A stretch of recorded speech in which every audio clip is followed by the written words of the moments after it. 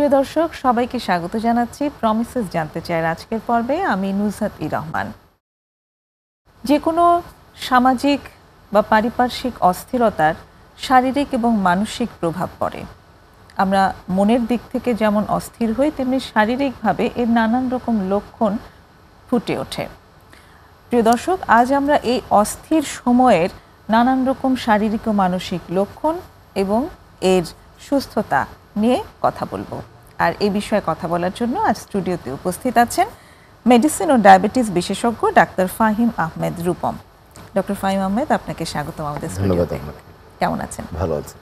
আমরা অস্থির সময় নিয়ে কথা বলছি। আসলে বিভিন্ন রকম অস্থিরতা আমাদের সমাজে পারিপার্শ্বিকতায় আছে, দেখেছি এবং চলছে। সে কারণেই আমাদের আজকের এই বিষয়টি নির্ধারণ করা যে শারীরিক এবং মানসিকভাবে আমরা কিভাবে প্রভাবিত হই। সত্যিই তো আছে, আমরা যখন মনে অস্থির হই কোনো কিছু নিয়ে, সেটা নানান রকম শারীরিক লক্ষণ দিয়ে সেটাকে প্রকাশিত হয়। তো সেগুলো নিয়েই আজ আপনার সাথে আসলে আলোচনা করতে চাই। হ্যাঁ, আপনি ঠিকই বলেছেন যে এই যে অস্থিরতা যে শব্দটা বলছেন বা উদ্বিগ্নতা বা এংজাইটি, এগুলো কিন্তু আমাদের জীবনেরই একটা অংশ, আমাদের স্বাস্থ্যেরই একটা অংশ বলা যায়। আমরা বিভিন্ন কারণে এই অস্থিরতার কথা আপনি যেটা বললেন বা উদ্বিগ্নতা বা এংজাইটির কথা বললেন, কিংবা প্যানিক, হঠাৎ করে বেশি আপনার অস্থির হয়ে যাওয়া বা উদ্বিগ্নতায় ভোগা, কিংবা যে কোনো কারণে আমাদের মধ্যে একটা ভয় ভীতি কিন্তু কাজ করতে পারে। এই যে ফ্যাক্টর, এই যে সমস্যাগুলো আছে, এই সমস্যাগুলো কিন্তু পরিবেশগত কারণে হতে পারে, কিংবা আমাদের শরীরের ইন্টারনাল কিছু ফ্যাক্টরের কারণে কিন্তু এটা হতে পারে। দুইটা কারণে কিন্তু এই সমস্যাগুলো হতে পারে। তো অ্যাকচুয়ালি আমাদের জানতে হবে যে এই সমস্যাগুলোর আসলে লক্ষণগুলো কি, এবং এই লক্ষণগুলো জেনে আমাদের নিজেদের কি করণীয়, সেলফ কেয়ারটা কি আমরা করতে পারি, এবং এই ক্ষেত্রে আমাদের ফ্যামিলি বা সোশ্যাল সাপোর্টটা কীরকম হবে, এবং ঠিক একই রকমভাবে যখন এই সমস্যাগুলো আমাদের কন্ট্রোলের বাইরে চলে যাবে এবং দিনের পর দিন, সপ্তাহের পর সপ্তাহ, মাসের পর মাস যখন আমরা এই সমস্যাটায় ভুগতে থাকব, যার ফলে আমাদের স্বাভাবিক কার্যক্রমে, আমাদের প্রোডাক্টিভিটিতে, উৎপাদনশীলতায়, কিংবা আমাদের মনে রাখাতে বা পারফরমেন্সে ব্যাহত হচ্ছে, তখন কিন্তু অবশ্যই হেলথ কেয়ার পার্সোনালদের সাথে যোগাযোগ করতে হবে। সেই জন্য এই জিনিসগুলো একটু জানা দরকার আমাদের। ডেফিনেটলি আপনি চমৎকারভাবে একটু সেগ্রিগেট করলেন যে এটা পরিবেশগত কারণেও হতে পারে, আবার ভেতরগত কারণেও হতে পারে।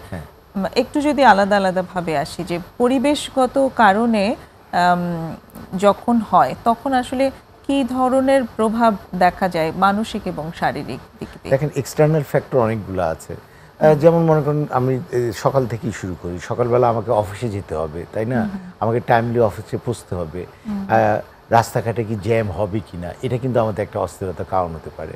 কিংবা আমি অফিসে গিয়ে আমি আমার কলিগদের সাথে, কিংবা আমার ঊর্ধ্বতন যারা আছে, তাদের মধ্যে আমি কোনো মানসিক চাপের বা অতিরিক্ত কোনো চাহিদার সম্মুখীন হতে পারবো কিনা, আমি অফিসে এরকম পারফরমেন্স করতে পারবো কিনা, এটা নিয়ে কিন্তু আমাদের অস্থিরতার সৃষ্টি হতে পারে। একটা যেমন মাস ট্রমার কথা আমরা যেমন আগেও আলোচনা করেছি এই অনুষ্ঠানে, যে এই যে কিছু সামাজিক পরিবর্তনের ভেতর দিয়ে আমরা জাতিগতভাবে গিয়েছি, সেখানে একটা অস্থিরতা তৈরি হয়েছিল, এবং সেখানে কিন্তু একই জিনিসের মাধ্যমে একই ধরনের অস্থিতিশীলতায় সবাই ইম্প্যাক্টেড হয়েছে। এই ক্ষেত্রে কি কি ধরনের প্রভাব আপনারা দেখেছেন শারীরিক এবং মানসিক? এই যে আপনি মাস ট্রমার কথা বললেন, যেটা কিন্তু একটা কান্ট্রি ওয়াইজ বা নির্দিষ্ট লোকালয়ে খুব দ্রুত অনেক জায়গায় ছড়িয়ে যায়, এবং বর্তমানে ছড়িয়ে যাওয়াটা আরও বেশি হচ্ছে। আমাদের বিভিন্ন ধরনের ডিজিটাল মিডিয়া বা সোশ্যাল মিডিয়াগুলো আমরা প্রতিনিয়ত ব্যবহার করছি। প্রথম কথা হলো, এই জিনিসগুলো, এই ধরনের কনফ্লিক্টগুলো বা দ্বন্দ্ব বিবাদ কিন্তু আমরা প্রচুর দেখতে পাই। এই কনফ্লিক্ট অফ ইন্টারেস্ট কিন্তু আমরা এখানে দেখতে পাই, এটা একটা ব্যাপার। দুই নম্বর হচ্ছে, একই রকমভাবে এগুলা, এই যে কোনো ধরনের ভায়োলেন্স বা ওয়ার লাইক সিচুয়েশনগুলা, এগুলা দেখে কিন্তু আমাদের মনের মধ্যে ঠিক একই রকমভাবে অ্যাংজাইটি, প্যানিক ডিসঅর্ডার, বিভিন্ন ধরনের আনসার্টেনিটি বা অনিশ্চয়তা, এবং দীর্ঘদিন ধরে এই সমস্যাগুলো চলতে থাকলে ডিপ্রেশন বা বিষণ্ণতায় আমরা এফেক্টেড হই। প্রথম কথা যেটা হয়, যে এই ধরনের যে মাস যে সমস্যাগুলো হচ্ছে, এটার প্রথম জিনিসই শারীরিকভাবে যেটা পড়ে, সেটা হচ্ছে কিন্তু আমাদের ঘুমের একটা ব্যাঘাত ঘটে। আমরা সব সময় যে আমরা যে জিনিসটা দেখলাম, যে জিনিসগুলো আমরা এক্সপেরিয়েন্স করলাম, উইটনেস করলাম, বা যে জিনিসগুলো আমরা শুনলাম হয়তো বা ডাইরেক্টলি আমরা ইনভলভও না, সেই ক্ষেত্রে কিন্তু আমাদের নিজের মনের উপর একটা প্রভাবের কারণেই কিন্তু আমাদের দেখা যায় যে আমাদের ঘুমের সমস্যা হচ্ছে, কিংবা আমরা নাইটমেয়ার দেখছি, ওই একটা সিনটা বা ওই পিকচারটা দেখে আমাদের মধ্যে কিন্তু একটা দুঃস্বপ্ন আমাদের মধ্যে তাড়া করছে, এবং এর ফলে কিন্তু আমাদের একটা ঘুমের একটা ব্যাঘাত ঘটছে। এটা একটা ব্যাপার যে আমরা unable to sleep properly sleep করতে পারছি না, কিংবা রাতের বেলা ঘুমালেও সকালবেলা খুব তাড়াতাড়ি উঠে যাচ্ছি, এই ধরনের একটা সমস্যা হয়। ঠিক একই রকমভাবে এই রকম একটা একটা যদি কোনো ধরনের ট্রমা হয় বা আঘাত হয়, আঘাত বলতে আপনি একেবারে ফিজিক্যালি ইনজুর্ড হবেন তা কিন্তু না, কেউ আপনাকে লাঠি দিয়ে মারলো কিংবা আপনার কোনো কারণে শারীরিকভাবে ক্ষত সৃষ্টি হলো, সেটাই কিন্তু ট্রমা না। আপনি যে কোনোভাবে মেন্টালি কিন্তু আপনি এটা ইনসাল্টেড হতে পারেন কোনো একটা জিনিস, মানসিক আঘাত যেটা আপনি হয়তো বা যে মানসিক আঘাত আপনি তখনই পাবেন যখন আপনি একটা এক্সপেক্টেড লেভেলে যেটা আশা করেন, সেই এক্সপেক্টেড লেভেলটা আনএক্সপেক্টেড বা অনাকাঙ্ক্ষিতভাবে যদি আপনি এটা দেখেন বা আপনার মনের ভিতরে যদি একটা ইমেজ তৈরি হয়, তখন কিন্তু মেন্টাল ট্রমাটা সৃষ্টি হয়। এক্স্যাক্টলি, যেমন আপনি বললেন না যে একটা লাঠি দিয়ে বাড়ি দিল, সেটা শরীরের আঘাত অবশ্যই, কিন্তু সেটার একটা গভীর মানসিক আঘাতও আছে। এই লাঠির বাড়ি খাওয়াটা আমার জন্য ভীষণ, একদম আমি প্রচন্ড ব্যথা পেয়েছি, আমার জন্য সামাজিক অবমাননাকর, অবশ্যই ভীষণ সম্মানহানিকর, ভীষণ এম্বারেসিং, অস্বস্তিদায়ক। এইরকম যে অনুভূতিগুলো আমার ভেতরে বসে গেল, সেটাকে কিন্তু আমরা বলছি মানসিক ট্রমা। আঘাত। এরকম ইনজুরি অনেক আছে, মেন্টাল ইনজুরি বা মেন্টাল ট্রমা অনেক আছে। শারীরিক ট্রমার একটা ভালো দিক কি, এই জিনিসগুলো তো বাইরের দিকে দেখা যায়, কেউ একটা যে কোনো কারণে একটা ইনজুরি হলো, ইনসাল্টেড হলো, ট্রমাটাইজড হলো, সে কিন্তু চিকিৎসা করতে চায়। কিন্তু মানসিক ট্রমা হচ্ছে কি এমন একটা ব্যাপার, কেউ এটা কমিউনিকেশন করতে পারে না, ভেন্টিলেট করতে পারে না, অন্যের সাথে শেয়ার করতে পারে না, কিংবা অন্যরা, ইভেন তার ফ্রেন্ডস ফ্যামিলিরাও অন্যরা এটা বুঝতেও পারে না যে সে মানসিক কি একটা টার্মোয়েলের মধ্যে আছে। হ্যাঁ, সো কেউ যদি এটা শেয়ার না করতে পারে, এটা যেহেতু দেখা যায় না, এবং এই জিনিসটা তার কিন্তু সাবকনসিয়াস মাইন্ডে অনেক দিন থাকতে থাকতে একটা আনকনসিয়াস মাইন্ডে চলে আসে, এবং এরপরে কিন্তু তার এরকম বিভিন্ন শারীরিক এবং মানসিক উপসর্গ দেখা দেয়। তাই এই ধরনের কোনো একটা সিচুয়েশন আসলে আমাদের প্রথম পরামর্শই থাকবে যে আপনারা অবশ্যই এই জিনিসটি শেয়ার করতে শিখুন। আপনার মনের অনুভূতি, মনের কষ্ট, মনের যাতনা যেটাই আছে না কেন, এটা আপনি যাকে আপনার ফ্যামিলি মেম্বার হোক, আপনার নিয়ার অ্যান্ড ডিয়ার হোক, যারাই আছে না কেন, কিংবা যারা বিশ্বস্ত হোক, তাদের সাথে আপনি শেয়ার করেন যেটা, এবং এই শেয়ারের মাধ্যমে যার কাছে শেয়ার করছেন তাদেরকে আমরা বলবো যে আপনারাও তার প্রতি একটা সিম্প্যাথেটিক এবং ইম্প্যাথেটিক হোক। হ্যাঁ, এর ফলে তারাও দুজনকে একটা কাউন্সেলিং করতে পারবে। যে কোনো মানসিক সমস্যা যদি শুরু থেকে আমরা একটা কাউন্সেলিং করতে পারি, ওষুধ ছাড়া চিকিৎসা বা নিজেদের মধ্যে কথা বলে চিকিৎসাটা যদি শুরু করা যায়, তাহলে কিন্তু এই ব্যথাটা, ট্রমাটাইজ হওয়াটার অনেক গভীরতা থেকে আমরা অনেকটা দূরে আসতে পারবো আর কি। এটা হচ্ছে মানসিক ট্রমা। আচ্ছা, আরেকটা যেটা আপনি জানতে চাচ্ছিলেন যে এনভায়রনমেন্টাল যে টার্মোলের কারণে যে সমস্যাগুলোর সৃষ্টি হয়, এই যে এংজাইটি, ফিয়ার, টেনশন, স্ট্রেস, এই স্ট্রেস কিন্তু বা মানসিক চাপ, যে চাপটা আমরা নিতে পারছি না, অতি উচ্চ চাপ, আমরা কিন্তু প্রতি মুহূর্তে একটা মানসিক চাপের মধ্যে আছি। হ্যাঁ, সাপোজ আমি এখানে প্রোগ্রাম করতে আসলাম, আমি কিন্তু একটা মানসিক চাপ ফিল করছি যে আমি কি বলবো, আমাকে কিভাবে দেখাবে, হ্যাঁ, আমি কি ঠিক মতো আপনার প্রশ্নগুলো উত্তর দিতে পারবো কিনা, বা দর্শকদের আমি ঠিক মতো কমিউনিকেট করতে পারবো না, এটা কিন্তু একটা চাপ, এটা একটা পজিটিভ চাপ। কিন্তু কিছু নেগেটিভ চাপও বা স্ট্রেসও তৈরি হয়, যে স্ট্রেসটা কিন্তু আমরা অনেক সময় একজন ইন্ডিভিজুয়াল নিতে না পারে। এই কারণে কিভাবে একটা স্ট্রেস কোপিং স্ট্র্যাটেজি বা ম্যানেজমেন্টটা কীভাবে হবে, তিনি একজন মানুষ কীভাবে বিভিন্ন ধরনের স্ট্রেসের সাথে কোপ আপ করবে বা এটা ম্যানেজ করবে, রিজলভ করবে, সেই জিনিসটা জানা দরকার। একটা স্ট্রেস বা মানসিক চাপ হয় হচ্ছে কি অ্যাকিউট বা হঠাৎ করে যেটা হয়, অর্থাৎ যেটা আপনার 3 সপ্তাহ থেকে 3 মাস পর্যন্ত স্থায়ী থাকে এরকম একটা টাইমে। কিন্তু এটা যদি 3 মাস বা তার বেশি সময় ধরে যদি এই যেটা আমি বললাম যে তার ঘুমের সমস্যা, তার খাবার সমস্যা হচ্ছে, সে ঠিকমতো তার অফিসে সে কর্মক্ষম থাকতে পারছে না, সে আগে যে কাজটা করতো, যে ভালো কাজগুলো করতো সেটা সে করতে পারছে না, সে আগে এক্সারসাইজ করতো বা মেডিটেশন করতো বা ইয়োগা করতো বা সাইক্লিং করতো, সাঁতার কাটতো, এটা সে এখন মানসিক চাপের জন্য করতে পারছে না। এরকমটা সমস্যা হলে, যেটাকে ক্রনিক স্ট্রেসের মধ্যে চলে যাচ্ছে, এরকম সমস্যা হলে কিন্তু তার অবশ্যই মেন্টাল হেলথ প্রফেশনাল বা কাউন্সিলরদের কাছে গিয়ে তার কিন্তু চিকিৎসাটা একটা শুরু করতে হবে।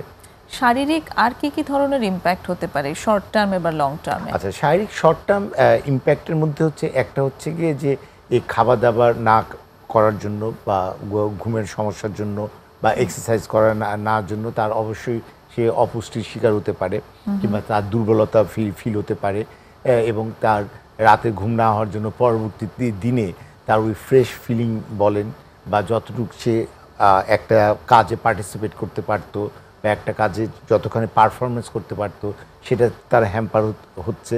দ্বিতীয়ত হচ্ছে অনেক সময় যে এই ধরনের স্ট্রেসে থাকার কারণের জন্য কিন্তু মানে ফরগেটফুলনেস হচ্ছে, সে ভুলে যাচ্ছে, সে মনে করতে পারছে না কিছু, ফলে তার যে কাজটা করা দরকার এটা তার অফিস ওয়ার্ক হোক সেটাতে করতে পারছে না, ফলে সে ব্যক্তিগতভাবে এবং তার অফিসও কিন্তু তার কাছ থেকে সেটা ঠিকমতো পাচ্ছে না, এফিসিয়েন্সির অভাব হচ্ছে। একটা ছোট বিরতির সময় হয়ে এলো, আরেকটু বিস্তারিত শুনতে চাই আসলে শারীরিক ইম্প্যাক্টগুলো বিরতির পরে আবার নিয়ে আলাপ করব।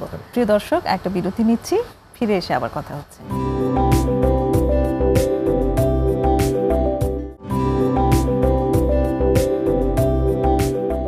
ফিরে এলাম ছোট্ট বিরতি নিয়ে প্রমিসেস জানতে চাই। আজ কথা হচ্ছে ডাক্তার ফাহিম আহমেদ রূপমের সাথে অস্থির সময়ের শারীরিক ও মানসিক সুস্থতা নিয়ে। ডক্টর, যেখানটাতে ছিলাম আমরা সেখান থেকে যদি একটু স্টার্ট করি, যে আপনি বলছিলেন কি ধরনের শারীরিক প্রভাব পড়ে এই সময়, যে মানসিক চাপ চলতে থাকে অস্থির সময়ে। অনেকগুলো অলরেডি বলেছেন আপনি শারীরিক প্রভাব, এর পরের বাকিগুলো যদি একটু হচ্ছে তার ক্রনিক কোনো যদি ডিজিজ থাকে, লাইক দীর্ঘমেয়াদী যে ডিজিজগুলো আছে, মনে করেন ডায়াবেটিস হোক, উচ্চ রক্তচাপ হোক, কোলেস্টেরল হোক, বা হার্টের ডিজিজ হোক, বা লিভার ডিজিজ হোক, বা থাইরয়েডের ডিজিজগুলো হোক, এই রকম স্ট্রেসের কারণে কিন্তু বা মানসিক চাপের কারণে কিন্তু তার এই অসুখগুলো আনকন্ট্রোল বা অনিয়ন্ত্রিত হতে পারে। এটি হচ্ছে একটা সবচেয়ে বড় প্রভাব। তার শারীরিক যে অসুখগুলো যেটা আগে কন্ট্রোলে ছিল মোটামুটি, এবং কন্ট্রোল রাখার জন্য তিনি যে ওষুধ খাওয়া বা লাইফস্টাইল দিয়ে যা যা জিনিসগুলা করা, সেই জিনিসগুলো তিনি করতেন, কিন্তু এখন এই ধরনের একটা টেনশনের কারণে তিনি এটা করতে পারছেন না, ফলে কিন্তু তার রোগটা একটা অনিয়ন্ত্রিত হয়ে যাচ্ছে। এটি একটি ব্যাপার। এবং দিনের পর দিন, মাসের পর মাস যদি এই ধরনের সমস্যায় ভুগতে থাকে, তখন কিন্তু দেখা যায় তার নতুন নতুন শারীরিক রোগের সৃষ্টি হতে পারে, যেমন তার হার্ট ডিজিজ হতে পারে কিন্তু এই ক্ষেত্রে, অর্থাৎ এবং উচ্চ রক্তচাপ হতে পারে, ডায়াবেটিস হতে পারে, হ্যাঁ, খাবার দাবারের ছিল না কিন্তু এখন হয়ে গেল। যে কোনো ট্রমাটাইজ কন্ডিশনে যদি বেশি দিন ধরে থাকে, হ্যাঁ, তাহলে কিন্তু তার মনের উপরের প্রভাব ছাড়াও শারীরিক নতুন নতুন রোগগুলো তার সৃষ্টি হতে পারে, কারণ তার তো রোগ প্রতিরোধ ক্ষমতা কমে যাচ্ছে, শরীরের যে গুড হরমোনগুলো সেগুলো ঠিকমতো সিক্রেশন হচ্ছে না, তার যে বিভিন্ন ধরনের নিউরোকেমিক্যাল আছে বা মেটাবলিক যে এনজাইমগুলো আছে সেগুলো কিন্তু ঠিকমতো উৎপন্ন এবং ঠিকমতো আমাদের শরীরে নিঃসরণ হচ্ছে না। এরকম বিভিন্ন প্রক্রিয়ার কারণে, বিভিন্ন ধরনের ফিজিওলজিক্যাল প্রসেসের কারণে কিন্তু তার নতুন নতুন রোগও সৃষ্টি হতে পারে। ইভেন ফিভার বা ফিভারিশ হওয়া, এটাও কিন্তু তার হতে পারে। অর্থাৎ রোগ প্রতিরোধ ক্ষমতাও কমে যায়, এবং রোগ প্রতিরোধ ক্ষমতা কমে যাওয়ার কারণে এই ধরনের যে আমাদের পরিবেশ থেকে যে ভাইরাস ব্যাকটেরিয়াগুলোতে আছে সেগুলোতে আমরা কিন্তু সহজেই আক্রান্ত হতে পারি। ঘন ঘন সর্দি কাশি হতে পারে, ঘন ঘন ঠান্ডা লাগতে পারে আপনার, তারপর ঠিক একই রকম ঘন ঘন জ্বর, ভাইরাল ফিভার এটা হতে পারে। এই ধরনের সমস্যাগুলো কিন্তু হতে পারে। মূলত এগুলো হচ্ছে শারীরিক প্রভাবের মধ্যে পড়বে। মানে ইমিউন সিস্টেম যেহেতু কমে যায়, সেহেতু সেখানে যে কোনো রকম রোগে আক্রান্ত হওয়ার ভীষণ সম্ভাবনা বেড়ে যায়। একটু আপনি হরমোনের কথা বলছিলেন, এই মুডের সাথে আসলে হরমোনগুলো কিভাবে জড়িত? আমাদের যখন আমাদের বেশ কিছু গুড হরমোন আছে এবং বেশ কিছু ব্যাড হরমোন আছে না আমাদের শরীরে, জানি। যেমন গুড হরমোনের মধ্যে আমরা জানি সেরোটোনিন, ডোপামিন আছে। ব্যাড হরমোনের মধ্যে আমাদের অ্যাড্রেনালিন, নন অ্যাড্রেনালিন আছে। যখন আমরা দেখা যায় যে খুব বেশি উত্তেজিত হই, খুব বেশি রাগ হই, বা খুব বেশি ফোবিয়া, ভয়, ভীতি, প্যানিক ডিসঅর্ডার, আনসার্টেনিটি কাজ করে, তখন আমাদের শরীরে যে সিম্প্যাথেটিক নার্ভাস সিস্টেম আছে, যেটাকে আমরা কেন্দ্রীয় স্নায়ুতন্ত্রের একটা অংশ বলি, এগুলি তখন আমাদের শরীরে মাথা থেকে নিয়ে পুরো শরীরে ভেগাস নার্ভ বলে একটা নার্ভ আছে, একটা বড় নার্ভ, এটার মাধ্যমে ওই সিম্প্যাথেটিক নার্ভাস সিস্টেমটা স্টিমুলেট হয়, ফলে আমাদের রক্তনালীর ভিতরে রক্তচাপটা অনেক বেড়ে যায়, ফলে দেখা যায় যে রক্ত বেশি বেশি করে আমাদের শরীরে প্রত্যেকটা অর্গানে প্রবাহিত হয়। এর ফলে দেখা যায় হার্টে রক্ত বেশি প্রবাহিত হওয়ার ফলে হার্ট রেট বেড়ে গেল, আমাদের ব্রেনে বেশি রক্ত প্রবাহিত হলে ফলে দেখা যায় যে ব্রেন অ্যাটাক বা স্ট্রোক পর্যন্ত হতে পারে, হঠাৎ করে প্রেশার বেশি হয়ে মাথা ব্যথা হতে পারে, কিডনিতে আপনার খুব বেশি ব্লাড ফ্লো হয়ে আপনার কিডনির ফাংশন সাময়িকভাবে নষ্ট হয়ে যেতে পারে, আমাদের ইউরিনেশনে বা পেশাব করতে সমস্যা হতে পারে, এই ধরনের জিনিসগুলো হয়। ঠিক একই রকমভাবে উল্টাভাবে যদি আমরা হাসি খুশি থাকার চেষ্টা করি, আমরা এক্সারসাইজ করি, আমরা যদি গুড ফুড খাই, আমরা যেমন জানি যে তাজা শাকসবজি ফলমূল খেলে এইগুলো আমাদের মুড এলিভেটার, আমাদের সেরোটোনিন ডোপামিন নামক হরমোনগুলো নিঃসৃত হয়। ঠিক একই রকমভাবে জাঙ্ক ফুড, কোমল পানীয়, চা কফি খেলে কিন্তু এগুলো মুড ডিপ্রেস হয়, এখানে অ্যাড্রিনালিন নর অ্যাড্রিনালিন নামক বিভিন্ন হরমোনগুলোর সিক্রেশন হয়। এটার মাধ্যমে কিন্তু আমাদের মেটাবলিজমেরও বা বিপাক্রিয়াতেও কিন্তু বিভিন্ন সমস্যা হয়। এই কারণে দেখবেন যারা মানসিক চাপে ভুগে তারা প্রায় বলে যে আমার বুক ধড়ফড় করতেছে, বুক চাপ দিয়ে আসছে, আমার খাওয়া যেন গলা থেকে নামছে না, আমার প্রচণ্ড ঘাম হচ্ছে, আমার শ্বাস প্রশ্বাসে কষ্ট হচ্ছে, আমার পেটটা যেমন গুড়গুড় করছে, আমার যেমন হজমের সমস্যা হচ্ছে না, আমি বাথরুম করতে গিয়েছি বাথরুম আমার হচ্ছে না। এই জিনিসগুলো কিন্তু শারীরিক কোনো সমস্যার কারণে তো হতে পারে, কিন্তু এই যে অতিরিক্ত আপনার স্ট্রেস বা টেনশন বা এংজাইটি বা প্যানিক ডিসঅর্ডার ফোবিয়া থেকেও কিন্তু এই ধরনের জিনিসগুলো হতে পারে। দারুণ বলেছেন যে আমাদের লাইফস্টাইলে আসলে মানে ওটার উপরে নির্ভর করছে আমাদের সুস্থতা, এবং সেখানে আমরা যদি খাবার ঠিকঠাক মতো খাই, আমরা যদি ঠিকঠাক শরীরের যত্ন নেই, ঘুম থেকে শুরু করে শরীর চর্চা এই সব কিছু যখন করছি, তখন ঠিকই শরীর তার নিজস্ব নিয়ন্ত্রণে থাকছে। নিয়ন্ত্রণ মেকানিজমের মাধ্যমে শরীরটি একই রকমভাবে একটা রিফ্লেক্স আমাদের দেয়। যেমন এই যে লাইফস্টাইলের কথা বলেন, ঠিক একই রকমভাবে আমরা একটা জিনিস কীভাবে দেখছি, কীভাবে একটা পারসিভ করছি, সেটিও কিন্তু ইম্পর্টেন্ট। এই পারসেপশনের উপরে বা অ্যাটিটিউডের উপরেই কিন্তু আমাদের বিহেভিয়ার, ইমোশনাল যে রিয়াকশনগুলো এগুলো নির্ভর করে। আর একটু ভেঙে যদি বলেন। যেমন আমরা বলতে পারি যে মনে করেন খুব সিম্পলি ধরেন এক গ্লাসে অর্ধেক পানি আছে, তাই না? আপনি এখন ওই গ্লাসটাকে কিভাবে দেখতে চান? গ্লাসটা অর্ধেক খালি আছে নাকি গ্লাসটা অর্ধেকটা পানি দিয়ে পূর্ণ আছে? যারা পজিটিভ অ্যাটিটিউডের মানুষ তারা চিন্তা করতে চাইবেন যে এই গ্লাসটার মধ্যে অর্ধেক পানি আছে, এই পানিটা আমার পান করলে আমি ভালো থাকবো। কিন্তু যারা একটু নেগেটিভ অ্যাটিটিউড বা নেগেটিভ থটগুলো যার মধ্যে বেশি বেশি করে আসে, হ্যাঁ, সে কিন্তু বলবে যে এই গ্লাসটা আমার অর্ধেক খালি, গ্লাসে অর্ধেকটা পানি নেই, অথবা আমি তো পানি খেতে পারছি না, এটা আমার তৃষ্ণা নিবারণ করবে না বা এটা জীবন ধারণের জন্য সহায়ক হবে না। অতএব আপনার শরীর এবং মনের উপরে পজিটিভ বা নেগেটিভ একটা প্রভাব ফেলবে। চমৎকার বলেছেন, আমার খুব ভালো লাগলো এই জায়গাটা যে আমার জীবন মানে আমি আসলে নির্ধারণ করছি, আমার জীবন দর্শনে নির্ধারণ করে দিচ্ছে আমি কেমন থাকবো। আমার জীবন দর্শন যদি পজিটিভ হয় তাহলে আমি পজিটিভ থাকতে পারবো জীবনে, মানসিকভাবে ভালো থাকবো, শারীরিকভাবেও ভালো থাকবো। আর যদি জীবন দর্শনটা নেগেটিভ হয় সেটা আমাকে শারীরিক মানসিকভাবেও নেতিবাচক দিকেই নিয়ে যেতে পারে। অবশ্যই। তবে কিছু কিছু ইফেক্ট, আমাদের পরিবেশের বিভিন্ন ইফেক্টের কারণে আমাদের মনের উপরে একটা চিরস্থায়ী ছাপ বা দাগ ফেলে, যেগুলো অনেক সময় কেউ এটা ম্যানেজ করতে পারে না, ট্যাকেল করতে পারে না, কিংবা তার এটা সে হয়তো এটা সাপোর্টও পায় না। যেমন আমরা একটু বলতে পারি যে রানা প্লাজার ঘটনার কথা তো অবশ্যই মনে আছে, যে 10-12 বছর আগে বা তারও আগে যে ঘটনাটি ঘটেছে, কয়েক হাজার লোক মারা গেছে। এবং আমরা কিন্তু দেখেছি যে সেই সময় যারা রেস্কিউ করেছে, সেই সময় যারা ভলেন্টিয়ার ওয়ার্ক করেছে, কিংবা যারা ফায়ার ব্রিগেডের কর্মী ছিল, কিংবা ছাত্র জনতা বা যারাই তা এই রেস্কিউ করেছে, তাদের মধ্যে কিন্তু কেউ 5-6 বছর পরে ওই সিনটাকে বা ওই পিকচারটাকে ধারণ করে তাদের মধ্যে কিন্তু একটা সুইসাইডাল থট আসছে এবং তারা সুইসাইড করেই বসছে। হ্যাঁ, অতএব এই যে এটাকে আমরা পোস্ট ট্রমাটিক স্ট্রেস ডিসঅর্ডার বলি। পোস্ট মানে পরবর্তীতে, স্ট্রেস মানে চাপ, ট্রমা হচ্ছে আঘাত, এবং ডিসঅর্ডার মানে অসুস্থতা। এটি কিন্তু মারাত্মক।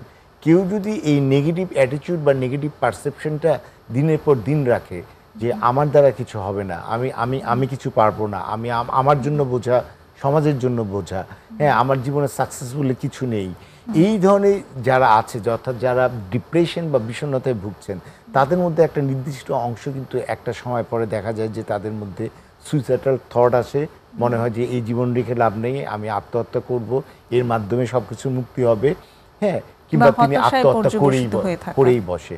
অতএব এই যে এটা আমাদের চিহ্নিত করার উপায় হচ্ছে গিয়ে যে এই ব্যক্তিটি বা এই মানুষটি যদি তার আগে যেরকম ছিল, হ্যাঁ, তার থেকে যদি তার মধ্যে কোনো চেঞ্জ আসে, সে কোনো কিছু মনে করতে পারছে না, সে ঠিকমতো পারফর্ম করতে পারছে না, হ্যাঁ, সে নিজের যত্ন ঠিকমতো নিতে পারছে না, সে সুশৃঙ্খলভাবে নিজেকে ব্যক্ত করতে পারছে না, এই ধরনের কিছু হলে অবশ্যই তার শারীরিক সমস্যাটা তো আগে নির্ণয় করতেই হবে।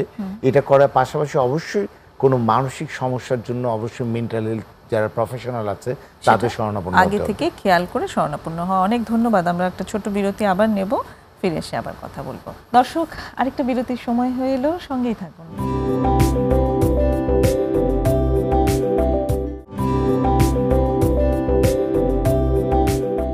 চলছে প্রমিসেস জানতে চাই। আজ আমাদের সাথে আছেন ডাক্তার ফাহিম আহমেদ রূপম। কথা হচ্ছে অস্থির সময়ের শারীরিক ও মানসিক সুস্থতা নিয়ে।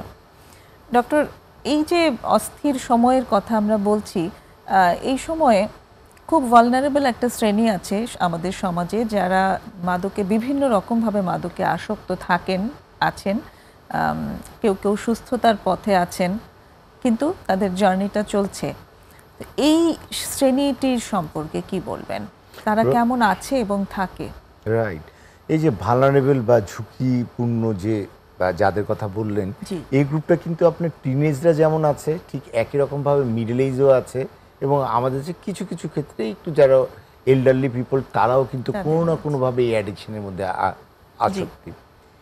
এই অস্থির সময়ে বা এই ধরনের টার্মোইলে যখন যেখানে পরিবেশের মধ্যে আনসার্টেনিটি বিরাজ করে, যেখানে ঠিকমতো হয়তো বা দেখা যায় যে সামাজিক যে কোনো অস্থিরতা বা রাষ্ট্রীয় যে কোনো অস্থিরতা, দেখা যায় যে আমাদের কিন্তু ইকোনমিক লস হয়, আমরা আর্থিকভাবে একটু অসচ্ছল হয়ে যাই, এরকম একটা ব্যাপার আছে। অনেক সময় চিকিৎসা বা হাসপাতালে কিন্তু সঠিক সার্ভিসটা পাওয়া যায় না বিভিন্ন কারণে। আমাদের অনেকের লাইফ লসও হয়। আমরা হয়তো বা পরিবারের বা আমাদের এক্সটেন্ডেড ফ্যামিলিতে বা পরিচিত কারোর মধ্যে দেখি যে এই ধরনের অস্থিরতার কারণে তাদের জীবন বিপন্ন হয়েছে, জীবন নাশও হয়েছে। এই যে যারা ভালনারেবল গ্রুপ আমাদের সোসাইটিতে বললেন, যারা বিভিন্ন ধরনের অ্যাডিকশনে আক্রান্ত, তাদের কিন্তু অ্যাডিকশন গ্রহণের মাত্রাটা অনেক বেড়ে যায়। আচ্ছা আচ্ছা। যদিও আমরা বলবো যে কোনো সমস্যা উত্তরণের জন্য এই ড্রাগ নেয়া এটি অবশ্যই কোনো ধরনের সায়েন্টিফিক প্রক্রিয়া না, এবং এর মাধ্যমে কোনো সমস্যার সমাধানও হয় না। কিন্তু যারা এটা গ্রহণ করে তারা কিন্তু ভাবে যে এটা নেওয়ার মাধ্যমেই তার ওই সমস্যা থেকে তিনি মুক্তি পাবে। আচ্ছা আচ্ছা। প্রথমে একটু বলে রাখা দরকার যে কারা এই মাদক গ্রহণ করছে। এক নম্বর কথা হচ্ছে যে পরিবারের কেউ যদি মাদক গ্রহণ করে, তাহলে তার পরবর্তী প্রজন্ম বলেন, পরবর্তী বংশধর বলেন বা চেনা জানার মধ্যে কিন্তু মাদক গ্রহণ করার একটা আশঙ্কা অনেক বেড়ে যায়। কোনো পরিবারের বাবা কিংবা মা কিংবা দুজনে যদি সিগারেট স্মোকিং, অ্যালকোহল কিংবা আরও কোনো নেশায়, এটা কোকেইন বলেন, গাঁজা বলেন, অ্যামফিটামিন বলেন, বা কোনো কিছু আসক্ত হয়, তার ছেলেমেয়েদের মধ্যেও কিন্তু এটা একটা গ্রহণ করা বা অ্যাডিক্টেড হওয়ার একটা আশঙ্কা থাকে। দুই নম্বর হচ্ছে গিয়ে তিনি যদি সামাজিক পারিবারিকভাবে কোনো কারণে নিগৃহীত হয়, হ্যাঁ, কোনোভাবে ইনসাল্টেড হয় বা কোনো ধরনের যদি ডিপ্রাইভড হয়, তখনও কিন্তু সে পরিবেশ থেকে বা সমাজ থেকে আলাদা করে নিজেকে রাখার জন্য কিন্তু তিনি ড্রাগে অ্যাডিক্টেড হতে পারে।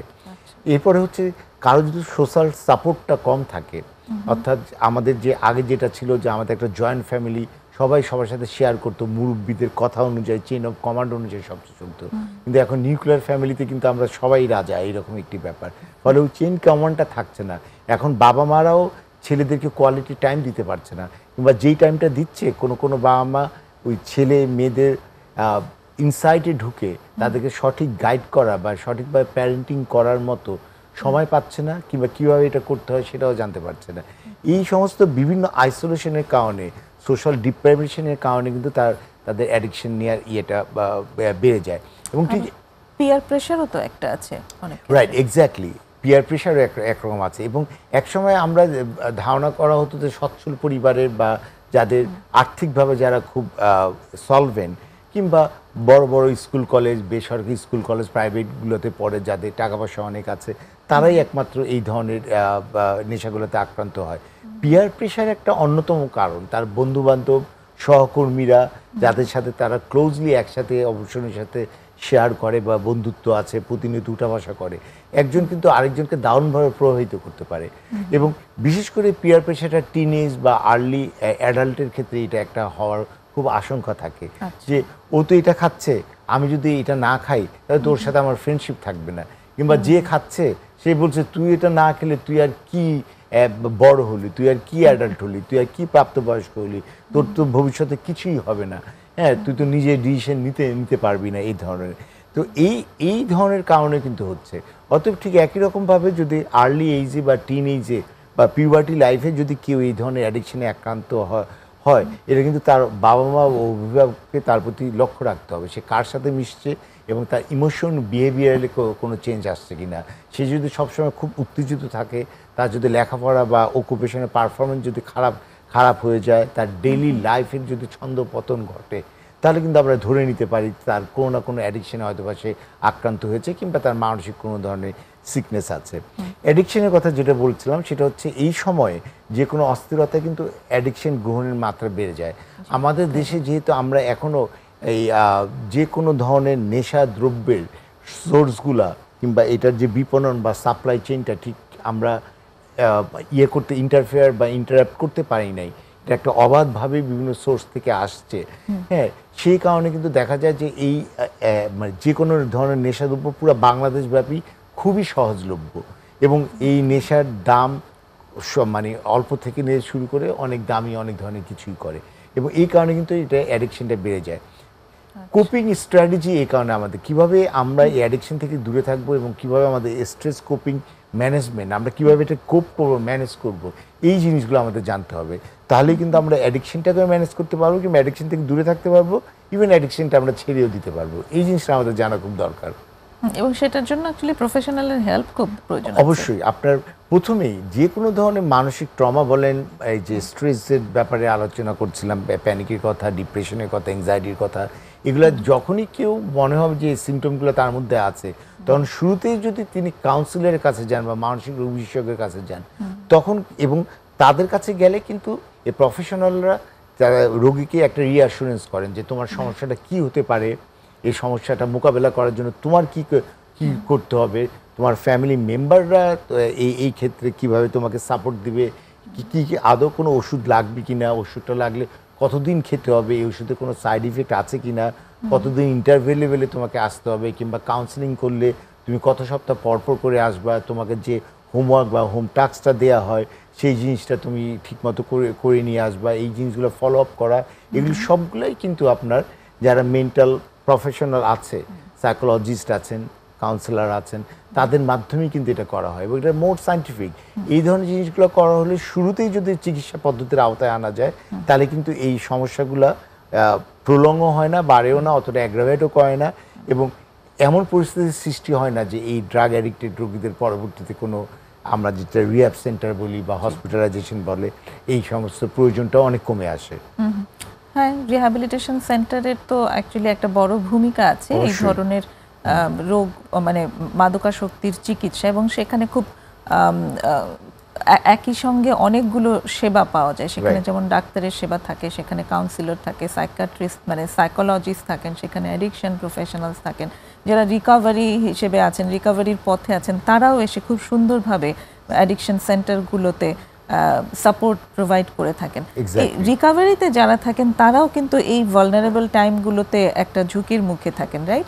রিল্যাপস হয়ে যাওয়ার একটা সম্ভাবনা থাকে তাদের মধ্যে। এক্স্যাক্টলি, এই কারণে একটা ফলো আপে থাকাটা খুব ইম্পর্টেন্ট। ফলো আপে থাকা, আমরা অনেক সময় মনে করি যে তো ভালোই তো হলো বা আগের চেয়ে তো ভালোই আছে, আশা করি ভালোই হয়ে যাবে, কিন্তু আমাদের শরীরে কিন্তু একটা উইথড্রয়াল ইফেক্টটা যেটা বলেন বা ইম্প্যাক্টটা বলেন, এটা কিন্তু অনেক দিন থেকেই থাকতে পারে। এই কারণে একটা ফলো আপে রাখা, এই রিহ্যাব সেন্টারে বা ডক্টরের মাধ্যমে ফলো আপে থাকাটা খুব ইম্পর্টেন্ট। ঠিক একই রকমভাবে এই রোগীদেরকে কিন্তু তার সোশ্যাল সাপোর্ট বা পারিবারিক সাপোর্ট এক্সটেন্ড করাও, এটাও কিন্তু খুব জরুরি। তাকে টাইমলি সময়টা দেওয়া, একটু রিক্রিয়েশনাল যে কাজগুলো আছে সেটাতে এনগেজ করা, ভলেন্টিয়ার কাজে এনগেজ করা, এটা কিন্তু মানুষের সুস্থতার জন্য খুবই দরকার। রিক্রিয়েশনের জন্য আমরা বাগান করতে পারি, আমরা সাইক্লিং করতে পারি, আমরা কোনো জায়গায় ঘুরতে যেতে পারি, ঠিক আছে? আমাদের কেউ যদি আর্ট করতে চায় আর্ট করবে, গান করতে চাইলে গান করবে, নাচ করতে চাইলে নাচ করবে। এই যে এইটা মনের রিক্রিয়েশনের জন্য যে কাজগুলো আছে সেগুলো কিন্তু করাটা মানসিক সুস্বাস্থ্যের জন্য দরকার। কোনো একটা ভলেন্টিয়ার বা স্বেচ্ছাসেবক কাজেও কিন্তু আমাদের অংশগ্রহণ করতে হবে। কোনো একটা অর্গানাইজেশন যেখানে বিভিন্ন ডিস্ট্রেস পিপলদেরকে নিয়ে কাজ করা হয়, তাদের সাথে আমরা ভলেন্টিয়ার করতে পারি, সময় দিতে পারি, আমাদের জ্ঞান, মেধা, বুদ্ধি, অভিজ্ঞতাটা তাদের জন্য দিতে পারি, সুযোগ থাকলে আর্থিকভাবে তাদেরকে হেল্প করতে পারি। এই ধরনের ভলেন্টিয়ার কাজগুলো এবং রিক্রিয়েশনাল কাজগুলোও এই ধরনের মেন্টাল সাপোর্টের পাশাপাশি কিন্তু খুবই দরকার। এই কাজগুলোতে কিন্তু এনগেজ হওয়াটা খুবই দরকার, এবং সাথে সাথে এক্সারসাইজ, মেডিটেশন, প্রেয়ার, প্রয়োজনে ওষুধ খাওয়া, এগুলো তো চলতেই থাকবে। এর মাধ্যমে কিন্তু তার সার্বিক সুস্থতাটা সম্ভব। এই খুব ইম্পর্টেন্ট একটা জায়গা আসলে আপনি এনেছেন, এই যে ভলান্টারি অ্যাক্টিভিটির সঙ্গে জড়িত হওয়াটা আসলে খুব হেল্পফুল। ওই যে ডোপামিনটা সে ইয়ে থেকে পাচ্ছিল, মানে রিওয়ার্ডটা যে সে ড্রাগ থেকে পাচ্ছিল, সেই রিওয়ার্ডটা আসলে ভলান্টারি অ্যাক্টিভিটির থেকেই পেয়ে যেতে থাকে, যে কারণে তার পক্ষে মাইন্ডটা ডাইভার্ট করা সহজ। আরেকটা বিরতি আমরা নেব, তারপর এসে আবার কথা হবে। দর্শক, আরেকটা বিরতি নিচ্ছি, আশা করি সঙ্গেই থাকবেন।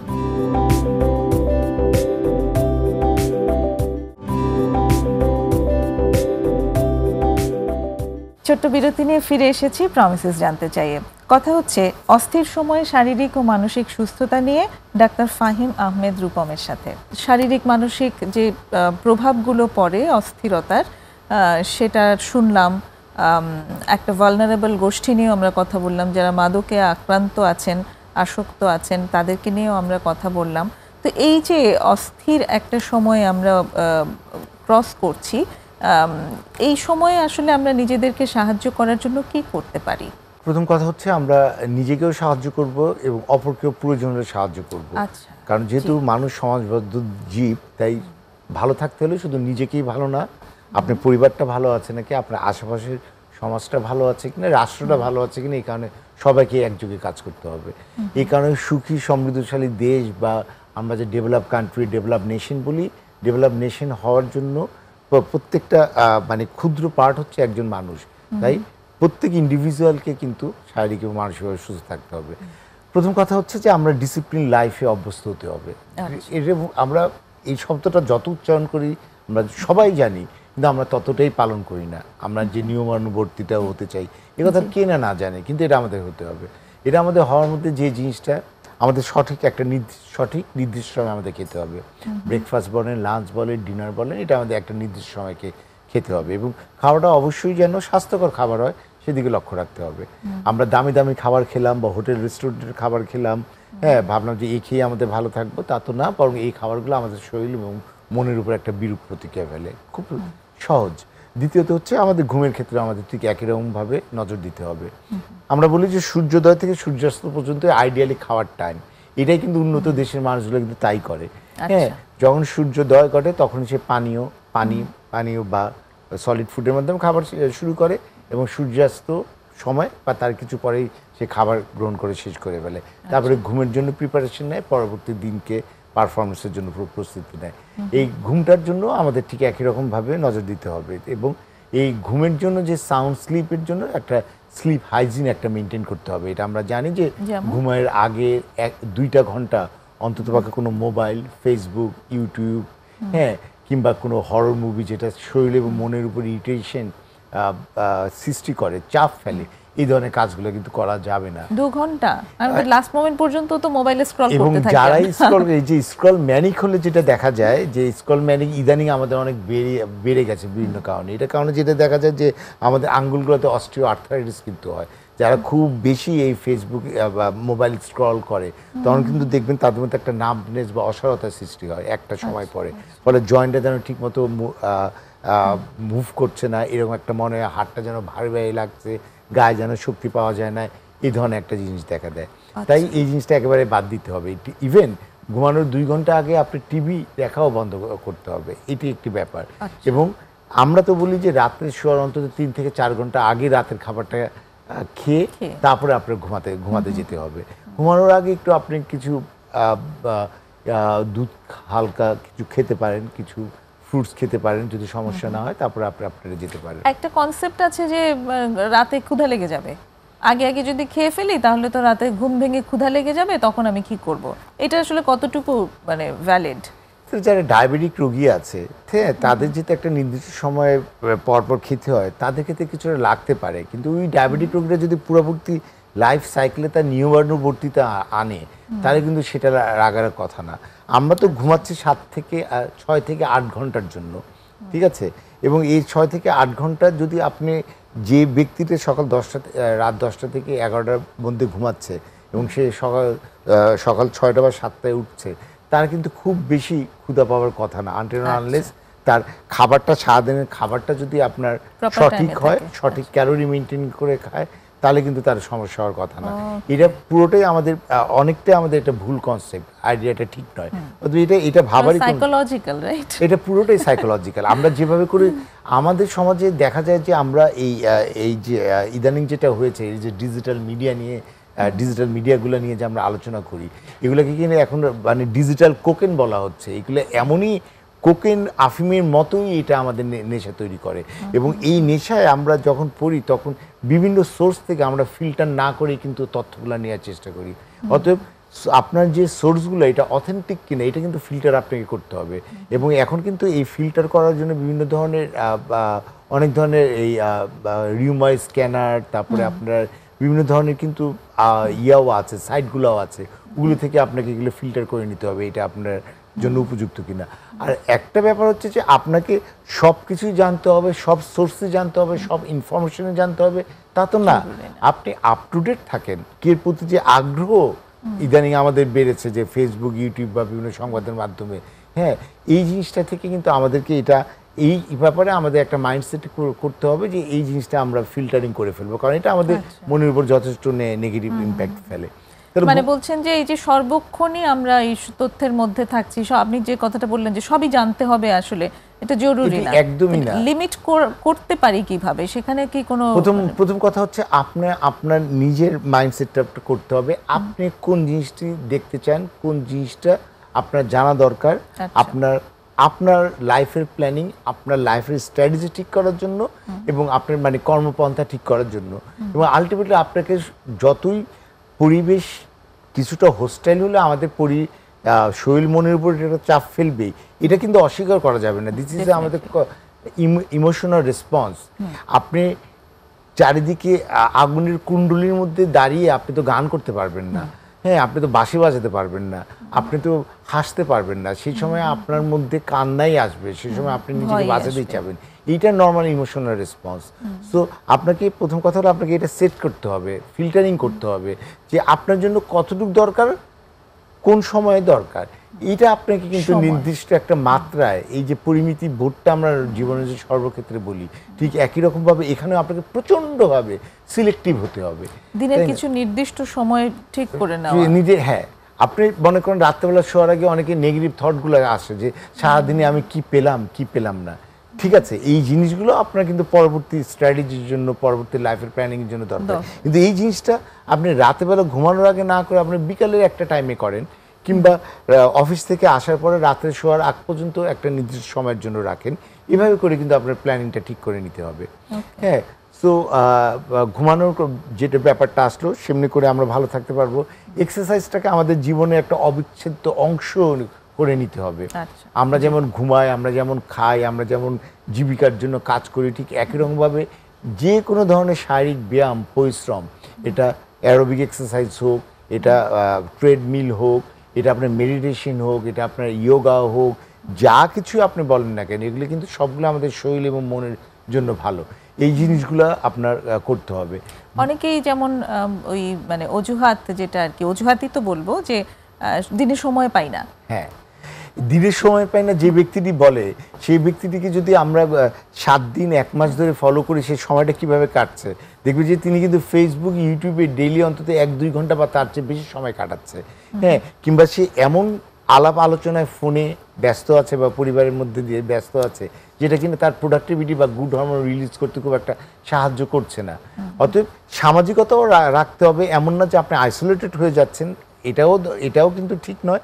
কিন্তু এই সময়টা একটা মি টাইম আমরা যেটা বলি, এই মি টাইমটা কিন্তু আপনাকে বের করে নিতে হবে। ডেফিনেটলি। অনেক ধন্যবাদ ডক্টর রূপম।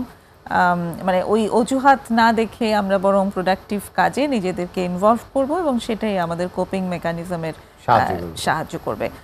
আশা করি আজকে আলোচনা দর্শকদের অনেক উপকার হয়েছে। অনেক ধন্যবাদ। ধন্যবাদ। সুপ্রিয় দর্শক, আজকের অনুষ্ঠান এখানেই শেষ করছি। আগামী অনুষ্ঠান দেখার আমন্ত্রণ রইল। খোদা হাফেজ।